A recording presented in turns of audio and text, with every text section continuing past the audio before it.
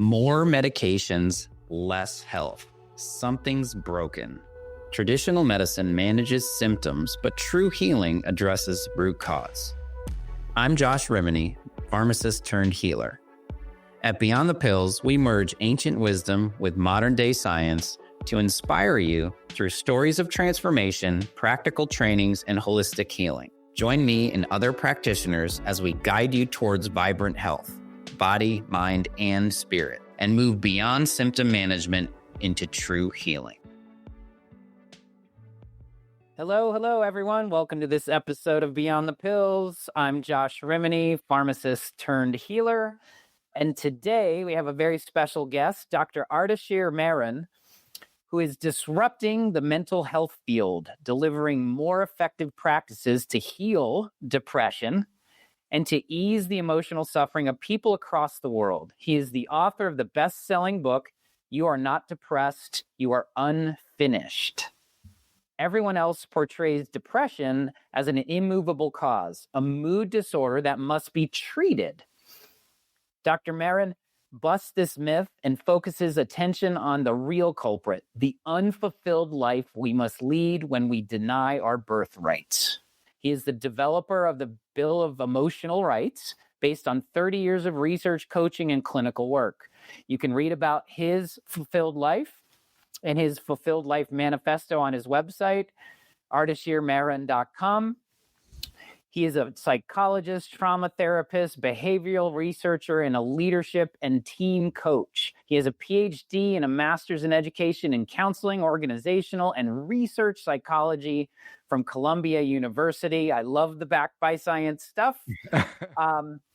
He has served in leadership roles in corporations and consulting firms. Ardeshir has advanced training in psychoanalysis, group therapy, and team dynamics. He is currently writing his new book, Break It, and that's on the science and healing practices for generational trauma, another awesome topic I love to talk about. And he lives in Burlingame with his wife, son, and Lucy, the family golden retriever. Dr. Mehran's passions include spending time with his family, running marathons, hiking, swimming, photography, and music. Welcome, Dr. Ardeshir Mehran. Great. Thank you so much, Josh. I'm so excited to be here with you and with your audience.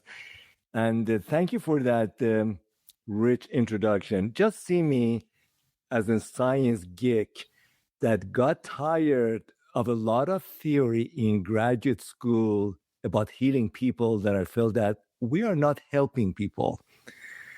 That when we tell people, come back next week for another session, and then goes for months and years, then I start to realize this is not working. It wasn't working for me as I was struggling through my emotional struggles. So I went on a journey about what exactly is mental illness. And I had two questions. What is depression, and why depression takes so long to heal? People who are in the therapy or they go to therapy, they know depression is almost like a glue, sticks to your body and never leaves you. And the reason I was interested in depression, because depression, you don't see it. You see anxiety, you see ADHD, you see bipolar, obsessive compulsive. Depression is a heaviness you feel. And we accept it as a fate, as a mood, as a way of being. And I realized, no, that's not. Depression is a story, is a person's story. And the reason it doesn't get healed, we're trying to treat it, medicate it, and more or less manage it. No, depression is something you unleash. Is the story that hasn't been told. Once you listen to your story, depression actually tells you what you need to do, dude. You need to go and do stuff. You're playing small. Depression is your own soul screaming at you, tormenting you to say, get up, do things. The life you have, you're not playing it. You're playing in junior league. You need to go to a big league. Oh, well, welcome to this episode. Oh my gosh. I couldn't have prime that any better. You talked already about symptom management versus healing, true healing, right? This Yeah. podcast is all about blending this ancient wisdom with modern science for true healing. We're not talking symptom resolution, Yeah, right? that's right. So I want to dive in because mental health, especially depression, is such a big thing right now. And I loved what you talked about in the shamanic world. When I'm learning on the energy world, is instead of being in the story, you become the storyteller. That's right.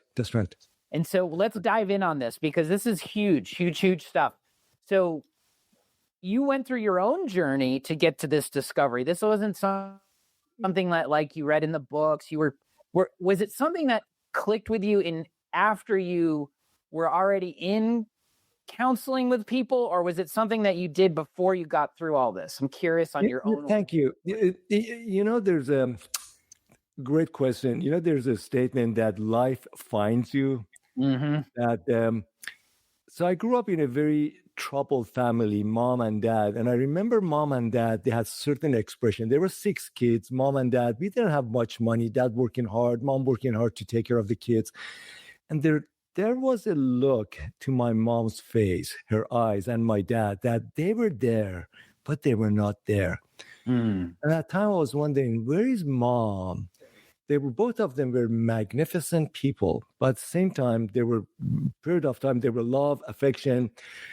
2 hours later, it was violence, physical, emotional abuse, yelling, neglect, and a lot of hurtful things that I know they didn't want to do that, but they were exhausted. And I was just thinking, where is mom? Where is dad? There were several pivoting points. As I left the field and I went to graduate school, and I was doing my clinical training in Bellevue Psychiatric Hospital in New York City. So as a rookie therapist, you have protocols, template to follow, how you do patient intake, the question you ask, the statement you have, even all the way to you say, great question, tell me more. I was good at it. I was a good student. Then I noticed when patients talk about their schizophrenia, about their suicidal thoughts, about their depression, addiction, if I listen to their symptoms, I would go down one way that, they would tell about their body, their angst, their breathing, their crazy thoughts. But if I look at them as a human being, that they were hurt, they were abused, they were rejected, they were violated, honor them not as a patient, as a man and woman who didn't get a decent beginning in life, and really respect and call them Mr., Mrs., and really honor them in those sessions. And instead of asking them clinical questions, ask them, how are you? Where were you when all those things happened? Who was in the house? Did anybody hear you? Did anybody embrace you? I would see 2 things. Their demeanor, their crazy thoughts right away would dissipate. They would become a vulnerable, scared, and hurt individuals. And their stories made sense. They were crazy. The craziness wasn't the cause, was the outcome of a life that really fragmented them. They couldn't feel. And I started to see they make sense. Then they would tell me a story. I was listening that they're telling the story. They wanted to be held. They wanted to love. They want to go a place that they were honored. They wanted to like their body, and their body was protected. Nobody touched them. Nobody violated them. They want to be seen. They wanted to express themselves. And I noticed they're telling me something about they want to be in certain ways, a way of a human dignity that was denied of them. Then I realized that people, different diagnoses, different clinical background, they keep telling me stories. I hear them. I couldn't decipher that. Then very soon I realized that was my own story. That was my mom's story. That was the time to realize, you know what? This field of psychotherapy is overwhelming. I cannot handle that. I'm going to go to corporate environment, get to work in like a culture, like expert, change management, leadership, and make a lot more money and work with normal people. Right. I went to corporate environment and realized, oh my gosh, these are crazier than people in mental hospital.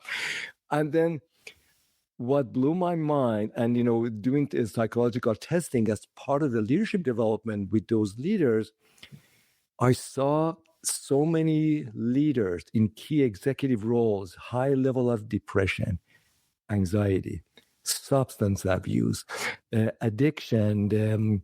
Even they would tell me about their marital infidelity at the rate, all of these well above the normal population.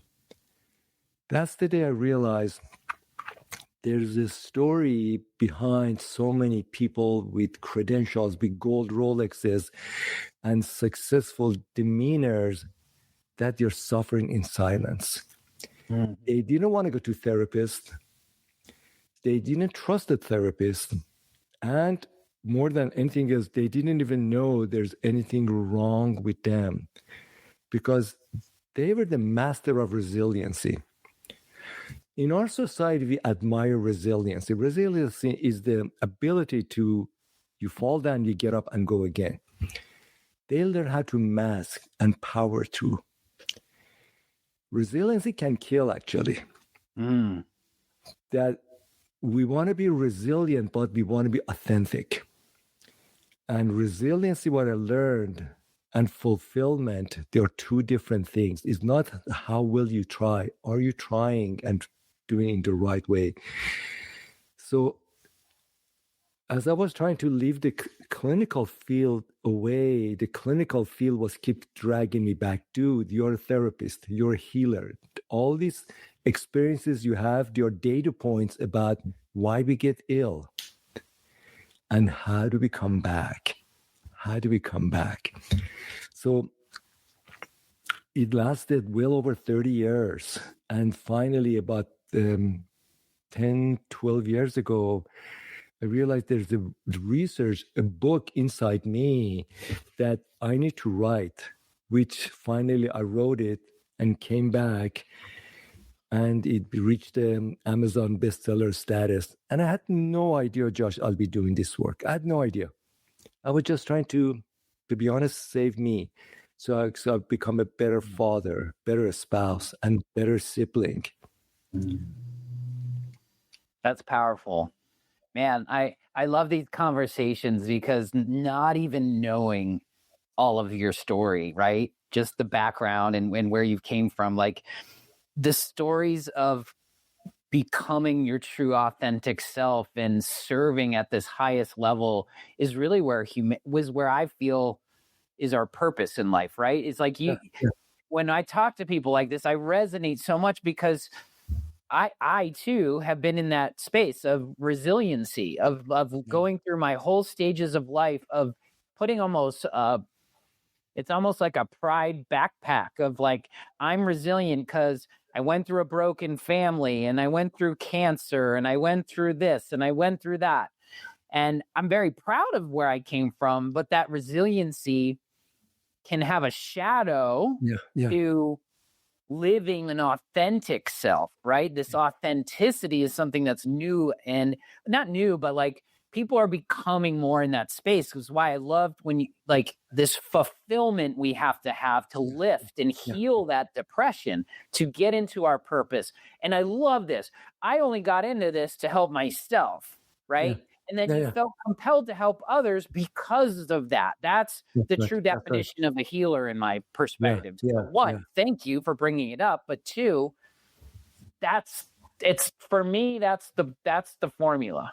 That's right. We all go through, life finds us and we all go, there's a term, research. Really what we were doing is me search. What was going on with me? Why am I stuck in this mode? And then at certain point you start to see pattern, and as you share, realize my story, your story is everybody's story, everybody's hero's journey. Yes. Yeah, it's sharing that. You want to be this, you want to be the hero in the journey, not the victim or not the savior, or it's your journey, and going through your own journey doesn't mean it's, quote unquote, puppy dogs and ice cream, right? The journey to self, the journey to wholeness, the journey to fulfillment. I love that. Research versus me search. I love that. I've said the same thing in the space of, like, we become human doings, not human beings. That's right. That's right. Absolutely. Absolutely. I mean, and this is what makes all of us bond together. I mean, in fact, I was walking with a neighbor. We both have golden retrievers, and she said that I know she and her husband struggled a lot in their lives, and she said that, Ardeshir, the way we people, we should be, everybody has a story, private story. We shouldn't judge them because we don't know where they come from.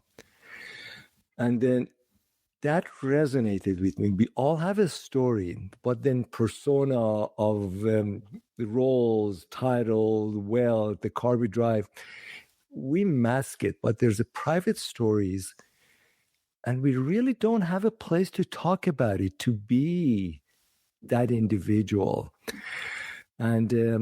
And through the work you're doing, Josh, is that show up and tell your story. Is everybody's story. And my sense is that people listen to, like, your podcast because through your story, they find themselves. There are people like me. This is our story. Yeah. Well, and I think I've gone through oh my gosh, you, me, everyone, like, we've gone through all the science of all of this, right? All of the intellect of all of this. And moving back in full circle into this, not simple, it's complex, but it's simple, right? Simple doesn't mean easy, but what you're talking about is human connection. That's right. That's right. And we just had a recent episode, may not have aired yet, we talked about just about connection. And now we're talking about fulfillment, being unfinished, because what I heard you say is that outside story of what everyone sees is very different than our inside story, our story with ourselves. And that's why I think I identify with the tribes or the places that I hang out with, because we're growth seekers from the inside out. That's right. That's right. And in fact, it's interesting you mentioned about when I was still in my 20s, working in that corporate environment. It was in downtown Manhattan in a wonderful building. There was a very frequent happening. So senior leaders, they were all older than me. I was 20, late 20s. It would go like this: "Hey, Ardeshir, come here to the room and close the door behind you. I just would. You're a nice guy. You're a good listener. I've seen you on the different meetings. I want to talk with you." And they would tell me about themselves. Like, what, that session you saw me like really getting angry and pound the table. This is what's going on. They would tell me about their life, the family struggle they had, the financial struggle they had, and so on. And I was thinking, who do they talk to? Why do they select me to talk with that? And to be honest, I was overwhelmed, because when you're in the company, you don't do therapy. There are boundaries. You thought so. You thought so. Exactly. So I would, what they wanted really, somebody please listen to me and don't judge me. Realize what they were. I wasn't getting excited. I wasn't judging them. Still, I saw them a very respectful leader who wanted to talk to somebody and honor me. They would feel comfortable and feel more whole after they shared what was going on. And a lot of time, they knew what they were supposed to do. And I was thinking, so where they go for something like that? Why can't we have more opportunity that we can talk to somebody about me, what's going on with me? Does it make sense? We go to therapy, but therapy is one experience. We don't talk to our spouse, to our colleagues, definitely not to our boss like that. So the way we built in loneliness, isolation, that I cannot be me. I need to, as a persona, I need to play. So that after what becomes a jail. and we need to break out of it. I love this. This is why I've been so probably the last 15 years I've been really involved in men's work and having men's circles, and because this is exactly the outlet for men who have been told not to feel. And it's we say this a lot in these kind of like traumas and things like, but people really want to be seen, heard, and understood. None of those have anything to do with fix me. Right. That's right. None of those have to do with like there's something wrong with me. It's just I just need an outlet to share. Like that's full authenticity. Brene Brown says it's vulnerability, but it's authenticity too, right? It's like being able to tell your story without the filters, right? That's right. Without the this isn't the movie of your story. This is the real story, right? The documentary of you. And so that's why I've been so drawn to a lot of these different avenues, because it is the true essence of human connection. When you can connect, because you said it, Ardeshir, is like your story is my story and my story is someone else's story. That's how we connect. It's like, oh my gosh, that's me too. And now I want to do that. Right. That's right. Let me build on that. Please. For your listeners, for us to progress in the journey of our betterment and healing, the following needs to happen. You, dear listener, you need to tell your story in your own language, in your own demeanor, in your own metaphor. It's your language. It's not a language of the corporate being espoused. It's your language, number one. Your story needs to be heard. Your story needs to be heard. By whom? By an atoned witness. Atonement is different than empathy. Empathy is like I hear you, like Josh, you say something and I can say, Josh, I hear that you're upset. I see that you're pissed off. I see that you're in love. Atone is sees your entire you. Atonement is creating a space that, as you talk about, I don't get excited, get judgmental, I don't tune out. I create a space for you to share and be yourself. And I see your face, I see your body movement, and I see your presence. What I'm really doing, creating a space for you to take your space. That this is me, please hear me. And so tell your story to somebody who pays attention to you in an atonement. And because that creates a wholeness for you. Absence of that is loneliness, and for us to isolation, and for us to talk in cryptic language. In fact, what we know, words are, that is a part we can talk more. Emotions are not in our language. Emotions are in our bodies, in our nervous system. The way, and in fact, like we raise our kids, says, sit over there, don't be fidgety, put your hands down, just use words. When you act, like even your listeners, I don't know if they're seeing me, I'm very moving, my hands moving. This is how we show emotions. We act our emotions. We express emotion. Our voice goes up and down and so on. When you do that, your whole being feels connected. You become whole versus just sitting here talking head, expressing sentiments and analysis. So tell your story, my friends. That is the first and a very powerful step toward claiming you. I love that. I was just recently in a conversation around this same concept of like step one is the way I would say it is speak my truth, right? Yes.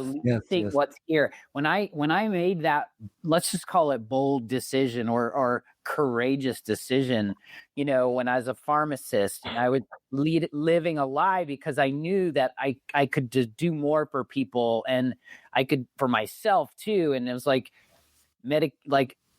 medications aren't the fix to everything. They're just symptom management. I knew so much. And then all of a sudden I was like, you know what? It don't matter. I don't care. I'm going to speak my truth. And I'm going to start because it was true. It was my truth, but it was also a truth for me. And as soon as I did that, Ardeshir, like as soon as I kind of made that, let's just call it the step, right? That step out of what I thought other people would know. Like, cause like for real, like I was a pharmacist, and then all of a sudden people were listening.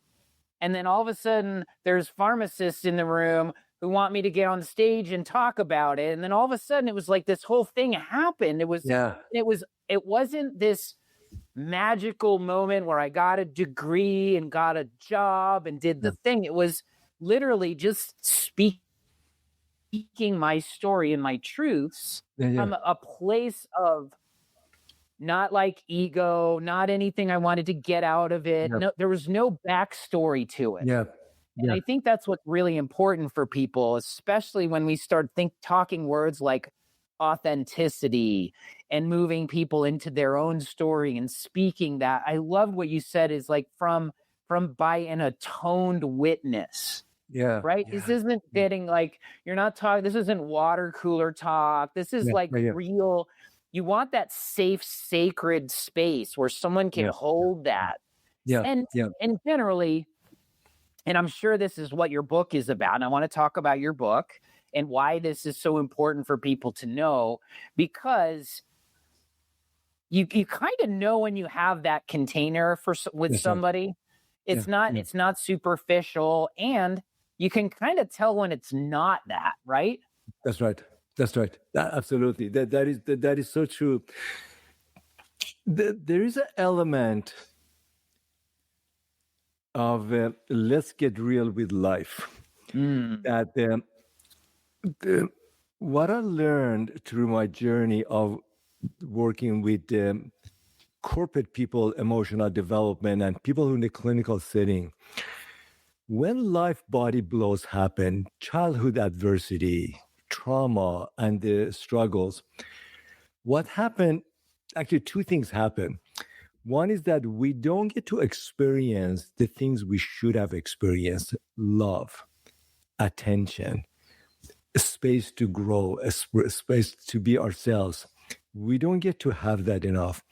Or instead, we get a lot of things we shouldn't have experienced: neglect, abuse, hurt.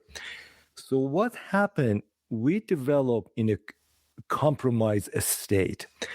We fit in. We're trying to, almost like a Houdini, trying to go into a box as a way to get by. That's what mental illness is. Depression, anxiety, obsessive compulsive, ADHD, these are all adaptive responses.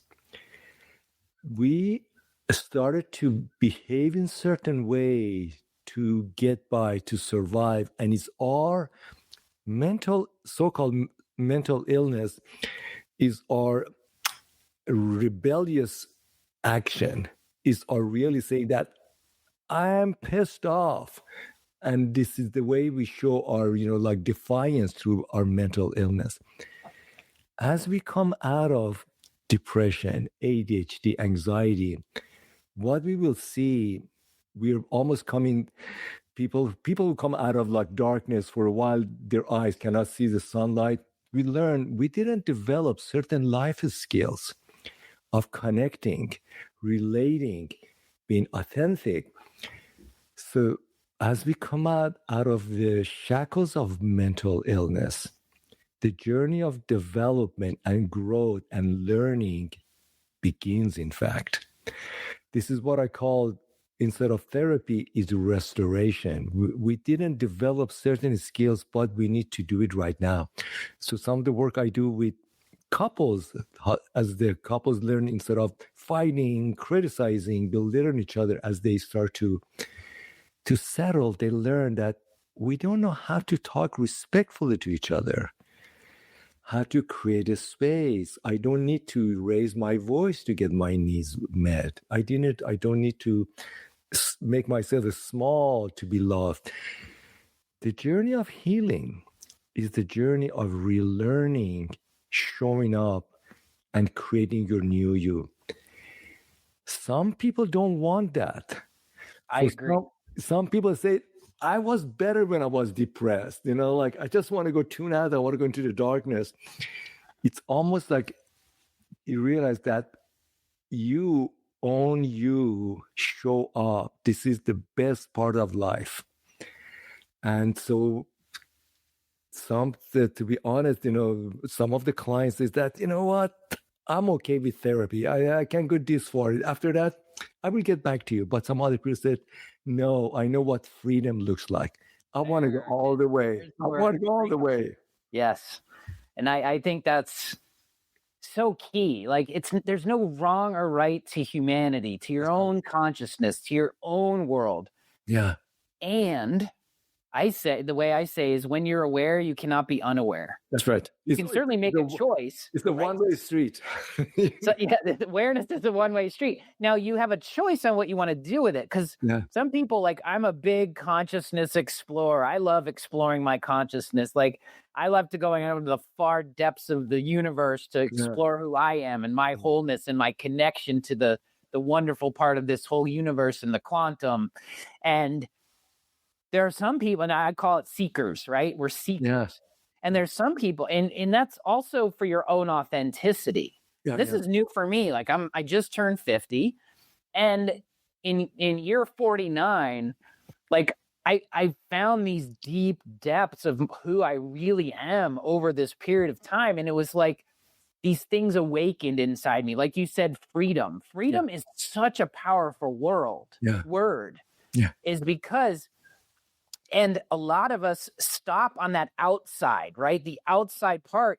But like, I love where you said, like, depression it's not like this thing where you diagnose, it's this downstream effect of all of that stuff that happened. Yeah.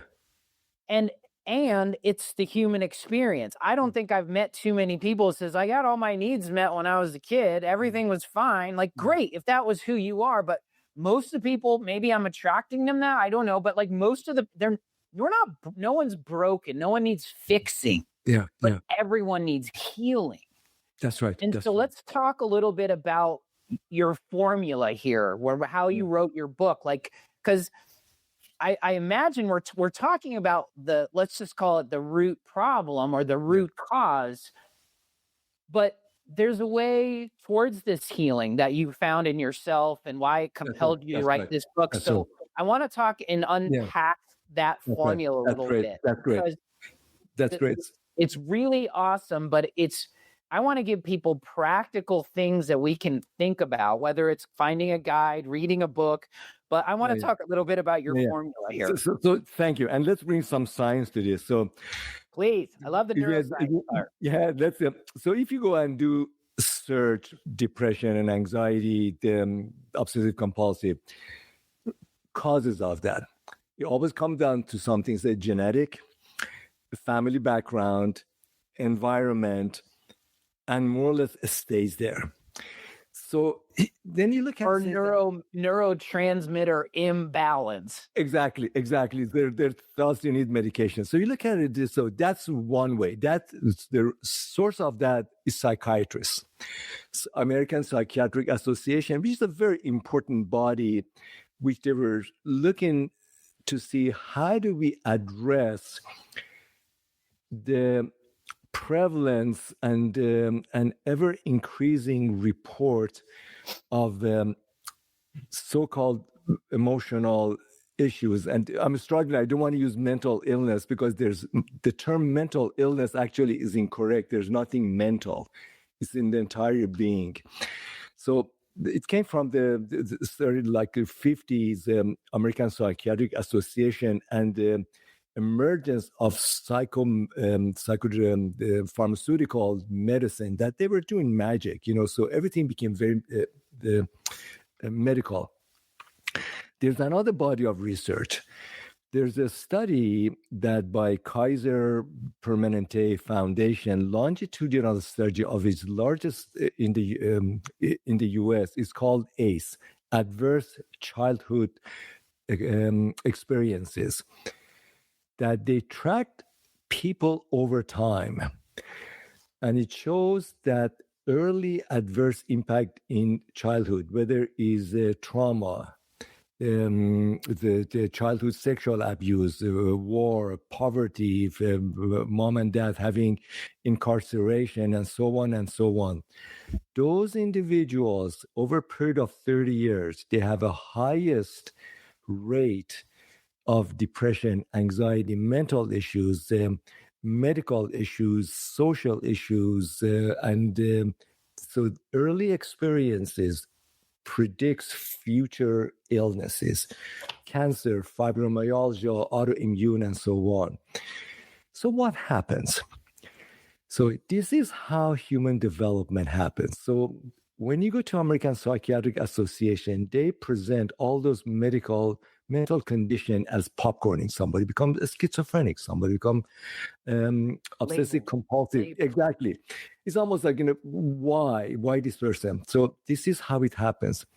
The very first experience we have is anxiety. Anxiety is the culprit of everything. First is the stress, then anxiety. What is the difference? The stress is just, you hear a car horn, like a bang on the wall, you fall down. The stress is something happened, your body goes to sense things are not normal, and right away there's a rush of adrenaline and cortisol in your gut. Your body gets ready to do something. Your body goes into being very active. Anxiety is when your body becomes mobilized. You become hypervigilant. That, if you're in a bad marriage, you have a bad parents, like you're work in an abusive company, you become hypervigilant and trying to respond to the world. Anxiety can happen at early childhood experiences. One of the core elements, which I'm going to spend a lot of my time in the upcoming months and years to talk about, early adaptive mother and child relationship, whether it's a caregiver and child, because that's the very first time a child experiences anxiety. The way a mother holds the baby, the calmness of the mother, the voice, hi, sweetie, how are you doing? A stroke in the face, being there, looking in the eyes of the body. What is happening is called mirroring. The child is absorbing the mother's reaction and saying that somebody looks at me, that person projects the love and warmth. I feel good about myself, and I project that relations, that experience to the mother, and becomes a circular give and take. What I just shared with you happens in the movie and children's books. It doesn't happen. Mother is busy. There are other kids. There's the financial issues. Mother is there and is not paying attention. Yesterday, I was walking my golden retriever home. I passed by a park and a mother in a toddler on a swing, pushing the baby back and forth. Happened yesterday. And the mother was on her iPhone. And I was thinking, so the child sees that. Mom is with me. Mom is not there. I'm sure there's good reason mom is there. And that becomes that you can be there and you be checked out. So when that happens, first anxiety happened, and then the second thing happened. The root of ADHD, a lot of medication these days goes is in your brain, inattentiveness or your impulsivity, or combination of both. I have ADHD all my life, especially really blossom in my adult years. What happened? Brain goes into a cycle of trying to look for attention, for calmness, for reaction, for the eyes that mirrors me and pays attention to me. So that's the beginning of a person who didn't get developmental needs met, and there's a hunger for attention, for feedback, for reciprocity of the external world. That's where the foundation of ADHD happened. Why we have so many kids with ADHD and we are medicating them. I get several times a month mothers about their kids. These are distracted families. The children is still looking for family stability. The third thing happened is by the time you get to age 3 and beyond, that emotional needs. And in my book, talk about there are 7 emotional needs that we all humans, we are wired for them. These are cradle to grave needs. Those needs is the need for connection, need of belonging. That's I belong to somebody, that I belonged to a loving family, that my emotional needs were met. Many people just struggle with that. The next need is, which in fact is quite fascinating, is the need what I call I am boundless. We don't understand our bodies. Our body at this point is a vehicle to move our head from meeting to meeting, place to place. Our bodies, we go to doctors, says my gut hurts. I have I have a heart issue. My shoulder hurts, and so on. We are one. Our bodies are source of information, source of perception, source of experiences. We don't know how our body experiences. All we know is pain, sensation, tightness, diarrhea, constipation, and heart palpitation. This is about being attuned to your body, to know how you're feeling in your body, have a sense of body integrity. And this is what happened early in life. We tell our children, sit there, don't be fidgety, don't use your hand, be quiet. Versus we know in classrooms, when you allow students to stand up by their desk or against the wall, they think better, they are more attuned, and they are more attentive to the class. The same thing in corporate environment. You have a brainstorming meeting. Instead of having people sit around the table, bring butcher paper, wallpaper, give everybody a pen, get up there and write your brainstorming. We think with our entire body. We think in three-dimensional versus just cognitive processes. So part of the healing is that bring your body into this process. Here's a data point. Every day across the US, in primary care settings, up to 1/3 of visits is due to depression. And patients go to doctors, we talk about what is called functional illnesses, my migraine headache, the pain that I have, my gut hurts, and all sort of pain. Doctors run tests, they don't see anything. And many doctors know this is depression, emotional related. They don't know what to say. So they prescribe medication. That's how opiate crisis started. There were a lot of pain in the society. The next need, I call it I am complete. That when you look at your past, there's a sense of, I may have had a struggle, but I don't carry shame, blame, guilt, and a sense of unfinishedness in my life. That you feel, I'm still struggling with how I was treated. Your past is a source of dread and heaviness versus sort of sense of, it was beautiful. It was struggle. We had a lot of struggle, but it brings me joy. Many of my clients don't want to go home for holidays. They send emails, they send bouquet of flowers to mom and dad in different states. They say, I don't want to go home. The memory of home wasn't a good one for me. They don't feel complete. So part of that, how do you let the past pass and move on? The next need is the need, I called it I matter. Is that as a member of the society, there's a sense of dignity, sense of honor bestowed upon you. Like having come from corporate environment, there were so many times I would see in a conference room, somebody enters the room, nobody turns around and look at them, call their name, ask their opinion in the room. You always turn to the leader or the superstars. There were a lot of invisible people. From psychologically being seen, being valued, being included, it means so much. That's the reason recognition for those folks in the corporate environment means so much. Somebody sees me, somebody give me a pat on the shoulder. Recognition even carries more weight than financial rewards. Somebody sees the value of me. The other need is the need I make. Everybody's doing something in this world. Everybody's doing.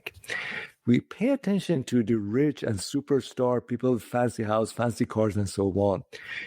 The question is, the thing you're doing, is that your thing? Versus, are you there in the company to pay the bills, kids in the college, your mortgage? And we all do that. But we all are here, every one of us, to do something on this earth, to make a difference. What are you doing? Not being a good job is tormenting us. Going to the company Gallup that surveys American workforce year after year, and year after year, the survey says up to 2/3 of Americans are in a job that report low engagement score. We know also from another research from Gallup that low engagement correlates with higher depression and anxiety. So it's not about more engagement practices, team building, so on. Is that, are you in the right place? Are you doing the thing you're supposed to do?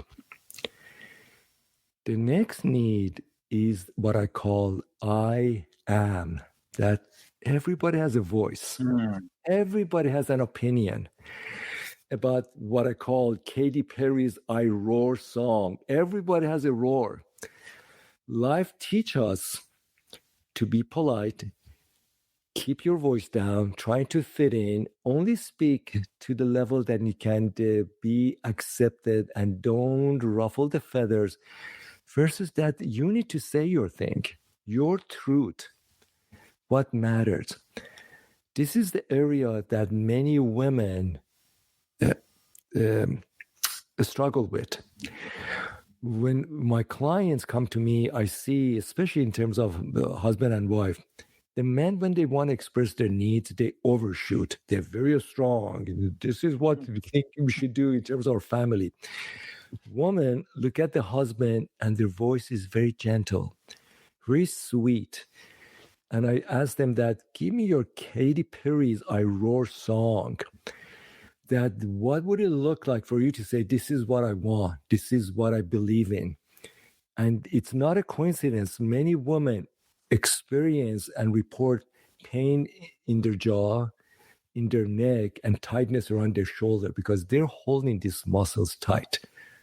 That even their voice speaks like that. And when I ask them to say with your backbone, with your spine, they struggle with that. They are not used to that. Show me your voice.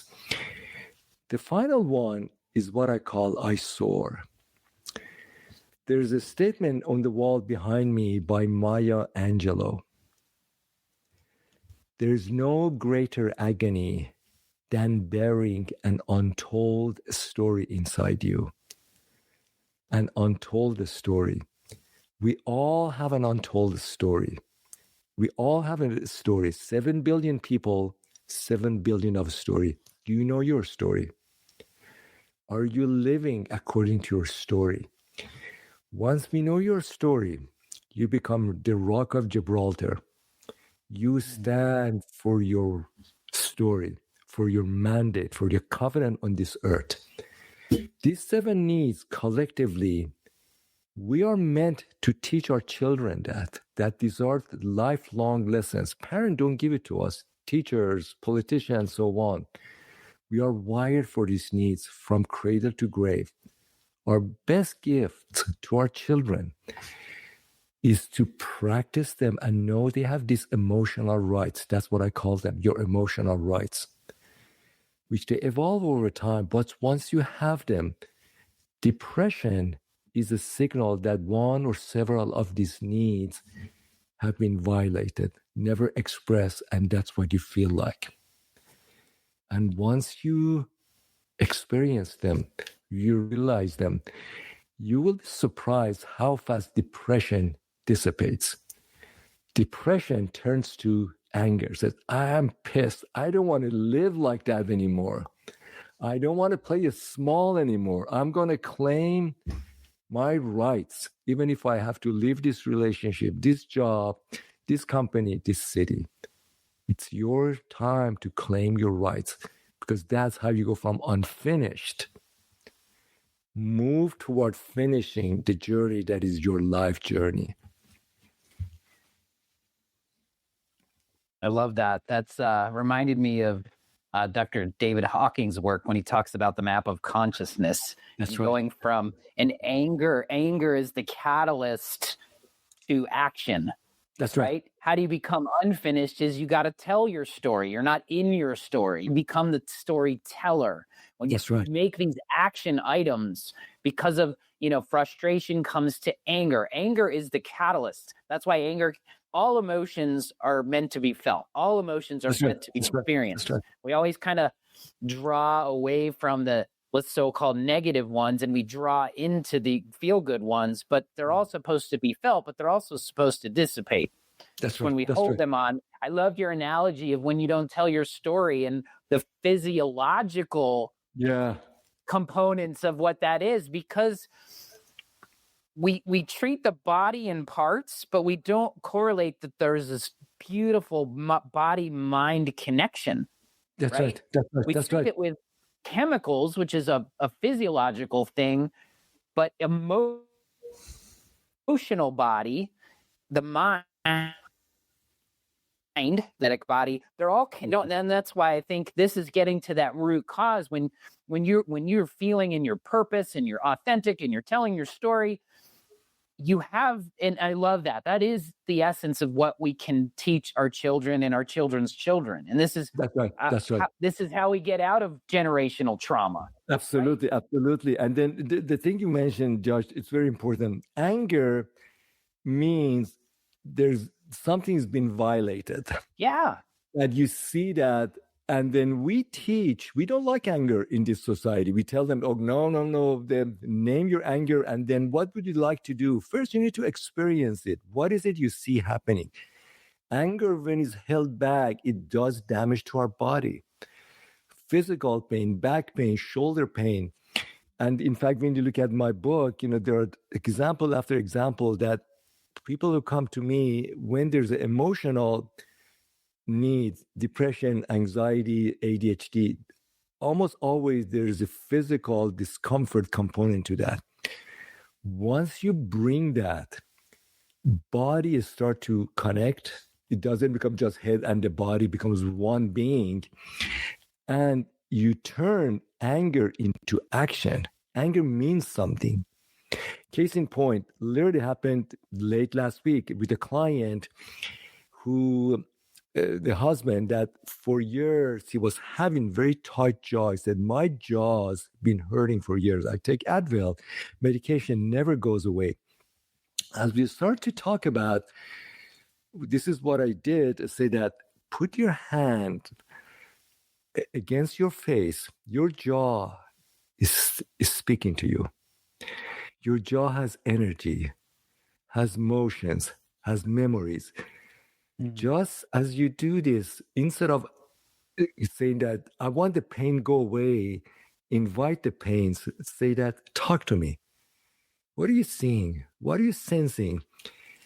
And what is that pain wants to do? So the client, it went like this, like for people who may listen to this, gradually open his mouth. So what I'm doing, open my mouth and close it. I say that, stay with it. What is it coming up? I say that I was a young kid. I was angry. And he had memory of how he was told to sit quiet. And basically, he was what is called too much child. That just be quiet, mind your manners and keep your voice down. And he wanted to show anger through biting. And what he did, that's not a proper behavior. He just kept his mouth shut. And I told him that, what is it you want to say now? This is 45 years later. And he said, I just want to say that, stop that. That hurt. I was ridiculed. I was humiliated. I was dismissed. And as he was doing that, he was saying that, oh my gosh, darn it, what happened? Where's that feeling? Where's that hurt? His jaw started to loosen up. He was holding on to anger for all those years of a frustration that he could not express. Healing the pain we have, depression, anxiety, ADHD, those are stories. Once we bring them into our being, have them share what is it they're trying to say, our pain and our discomfort, our symptoms and labels, they morph to life story very quickly, actually.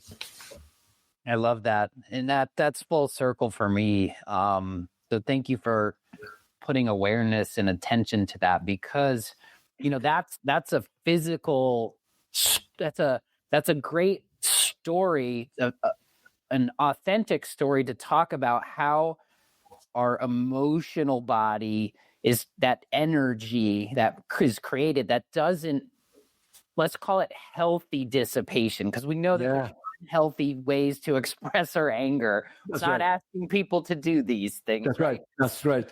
But as children or even as adults, if the energetic component, this is why when people say it stores in your body and they can't understand that. That's right. Because we're associating body with chemicals and matter. Yeah. But if we have a thought, and a thought can create a chemical cascade like cortisol or adrenaline, because we know the thought is connected to the component. Well, the opposite is also a fact. These thoughts that can be trapped, and that trap physically manifests into some dysfunction. This is where you can track the energy centers, and there's so much science. It's not pseudoscience anymore. So I'm glad that you brought up, because treating the body, the mind, and the energetics of it are all in play. And I love what you said. It's like you change that blueprint, and look how fast something that lasted for 45 years. Not just physical. I took medication, it didn't work. And all of a sudden we just started to ask the body, like, what do you need? What's going on here? That's right. And once it's kind of just so beautiful, because this is the essence of the body truly does want to heal itself. That's right. That's right. Right? Absolutely. That's right. So Absolutely. Thank you for bringing that up, because it's so key to this critical component of, we're talking healing, not curing, not fixing. We're healing. The body and mind is so connected that we can actually reverse these processes in the ways that are healing ourselves, empowering ourselves. And yes, it could be, you could be, and there's another thing I wanted to say too, is not all these traumas are, like, people think of trauma as like an emergency room trauma to our brain, right? But it could be as simple as getting left at the bus stop. That's right. When you're a kid, right? The severity is just part of the equation. Because most of us have had some unmet needs in our childhood that we've brought into our adult behaviors. And these are unconscious, subconscious things too. These aren't things that we're consciously aware of, and we're acting and we're saying certain things. So thank you for building that model for us. And moving it from that. So how do people get your book? Is it Amazon, yes, Amazon, and they do my name, Ardeshir Mehran, or the title of the book is "You Are Not Depressed, You're Unfinished," and just take a look at the book and read the reviews. And the book, what it has, those 7 emotional needs that I talked about, where did it come from? What is the science behind it? And I have multiple examples of parents, professionals, the mom and dads, and the teenagers. And then every chapter ends with a Spotify playlist of a dozen songs. So what is fascinating, those emotional needs, once you learn them, you realize almost the whole art, literature, and I love music, especially country music. People talk to us in codes. We don't hear it. Realize people talk about emotional needs. I want to express myself. My body's aching. My past sucked. Like I want my future. That there are ways that people share their stories through music. And suddenly all the country songs, Garth Brooks, Taylor Swift, Bruce Springsteen, so on, they're telling the story of emotional needs in their own songs. So they appreciate that. There are 2 chapters, 11 and 12. I talk about what is trauma, what happened to our bodies when we experience trauma, and how we come out of it. Because part of the healing is knowing, is your body stuck in a trauma mode? And how do you bring yourself out of the trauma lockdown mode so you can do the journey of healing? So I will talk about all of this, which is about integrated healing. So my book has it. You can also go to my website, Ardeshir Mehran. I have a website with freebies. You see my, I have a YouTube channel. You can see some of me talking about various science about this. I love it. No, it's so important. And I love the playlist thing because I can't wait to dive into the book, because music is an expression of our story, of our emotions. Right. And That's right. we connect through vibrational frequencies. We connect through these things. And I know you said it earlier on our episode here, but we also, we don't do all of our perception isn't linear, right? We see in symbols, we see in these different ways of how do we actually interpret all of this information. We're multidimensional beings, so we're looking at this from this perspective. So I love that your passion for music is brought into your professional space, like, because that's part of the equation. And we should get up and move more, right? Like you said, you're moving and you're talking. Dance is attached to music, right? It's where you're moving through. Yeah, in fact, you see the space behind me. Clients who come here, I have a yoga mat. They're hardly sitting, because in fact, healing, when you sit, you don't heal, because as you feel the emotions, you need to bring your body in, and it's literally impossible for us to heal unless we have body memory. Your body needs to feel it, and then brain register that. So when people says, I want to express myself, I want to have more easier way to discuss with my spouse, let's say, I invite them to stand up and say that, show it what it looks like. That's what we do in acting. Well, when we can't, I love when you say, so it's hard to express the emotion or the feeling with words, right? That's right. So you have to express it. This is what the whole concept of embodiment work is. That's right. I was just thinking when you said that, like, look at Tai Chi or Qi Gong, your movement of energy. Energy is always moving. So if we're sitting there still, we can't express in ways that we need to. And this is just that beautiful analogy of, like, in the schoolroom where you're forcing kids to sit still, and then when they don't sit still, you medicate them, and it's like they're not expressing themselves. That's right. I love when my kids go to school, like when they were little, they used to jump on the trampoline for 5 minutes before they went into school. Like, I love that. I knew that to get it out, right? This is why we all need recess, people. We don't just need it when we're children. I love that. That's the embodiment practices, right? You're bringing that in your psych. In fact, there's a friend of mine who says that component. Yeah, as a friend says that we were born to crawl, stand up, and then we're told to sit. I mean, like, we are lion and lionesses in Serengeti, but, by the time we stand up, we learn how to be active. You're told to sit hours and hours and use your brain. I mean, it's not evolutionary. That's the sickness. We think, like even ADHD, no, this is a body needs to move. We're designed that way. That healing is in that whole movement, embodiment. Yeah, I love that. And that's such a great capper for this, because, get up and move is free. There's no cost to this. You can throw on your own, whatever's regenerative music, not the music that's, we know the difference. Yeah. You get up and go. That's it. Yeah, that's right. Absolutely. So if we got to wrap up, because I'm sure there's plenty more we could talk about.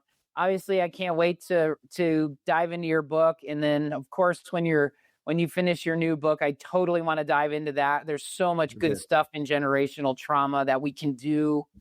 What if you wanted the listeners here, if there was one thing you wanted them to know or do out of our conversation today, what do you think that would be?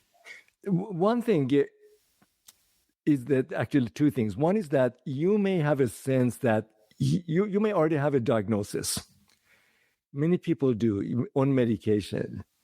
Consider that there's nothing wrong with you, chemically, physically, mentally.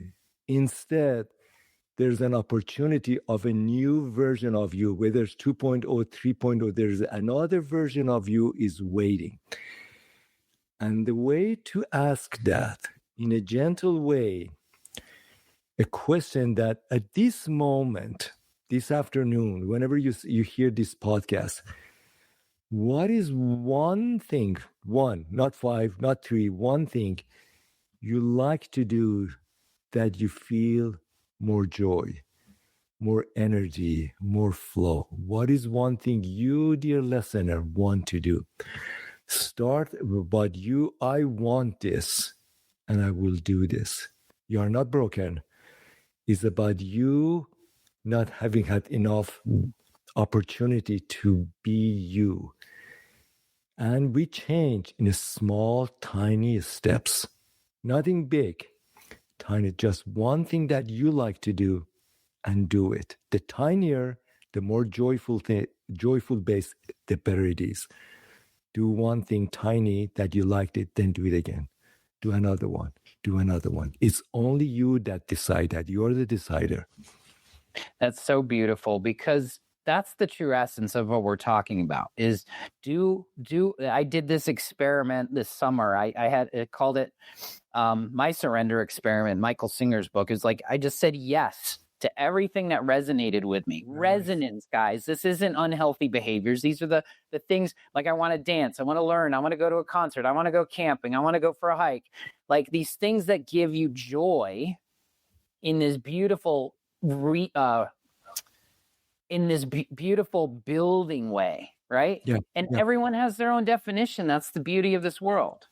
Yeah. So thank you for that. Thank you for that reminder. Thank you for all you're doing in the world to help not only heal people, but get them to truly understand and find their authenticity and their trueness in this world, because that's, in my opinion, the true essence of being in this body, in this human component that we live right now. So thank you so much for that, Ardeshir. Thank you so much, Josh, to you and to your listeners, and be well and move toward on finishing to finish your work, your life's work. I love that. Thank you, everyone, for this awesome episode. Thank you, Ardeshir. So beautiful. Till next time, everybody, stay well. Thanks for joining me today on Beyond the Pills. If our mission to deprescribe 10 million unnecessary medications resonates with you, share this episode, subscribe, and leave a review. Whether you're a practitioner or someone ready to reclaim your health, visit rx2wellness.com for free resources to begin your journey. Together, let's go beyond the pills and co-create a world of vibrant health and true healing. Until next time, live better and stay well.